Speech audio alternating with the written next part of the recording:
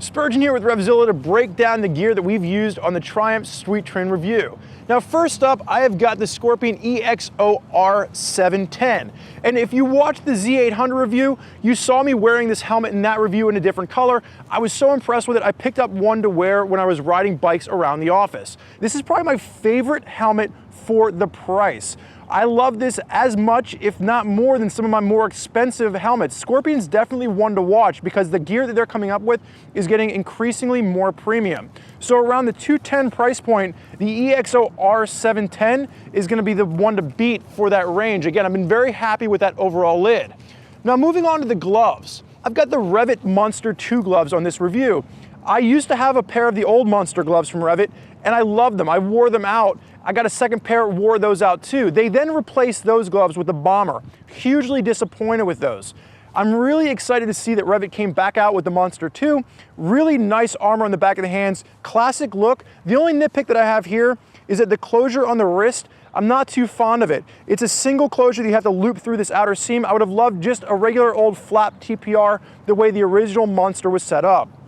Now when we're taking a look at the jacket that I'm rocking, this is my personal jacket. This is gonna be the REV'IT Red Hook. I've had this for about 2 years now, and it's one of my favorite go-tos in my closet, and that's because it works with everything. When I'm riding my Tiger back and forth commuting to work, or I'm taking a more sporting trip, or it's the same jacket that I wore when I had the Street Twin and I rode it from Atlanta down to Austin and then back up to Philadelphia. It's simply a do-anything jacket. The one nitpick that I did have with this is the actual liner that comes with it. It's a thermal vest liner. It's junk, it doesn't do anything. Take it and throw it away, and just use a regular mid liner with this that you can get as an aftermarket piece. It's gonna keep you much warmer. I was able to wear it down to about 40 degrees comfortably when wearing a full sleeve liner that you use from the aftermarket. Working your way through the pants, these are gonna be the Orlando H2Os. I've had about 300 miles on them right now. They're great, nice classic look, armor in the knees. I like these because they're not skinny, skin tight the way most of the REV'IT jeans are. A little bit more room to work your way down. It is gonna be a waterproof jean, so if you're rocking temperatures higher than 75, 80 degrees, just keep in mind there's not gonna be a lot of airflow here. You're gonna be a little bit warm.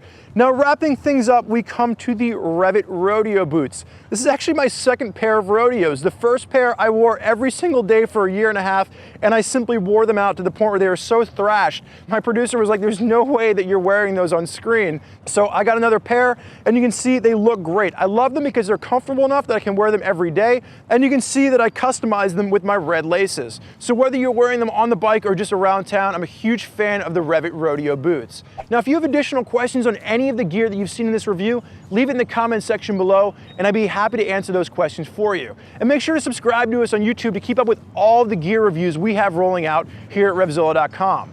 Thank you for joining us for this look at the gear breakdown for the Triumph Street Twin review. I'm Spurge. Enjoy the ride.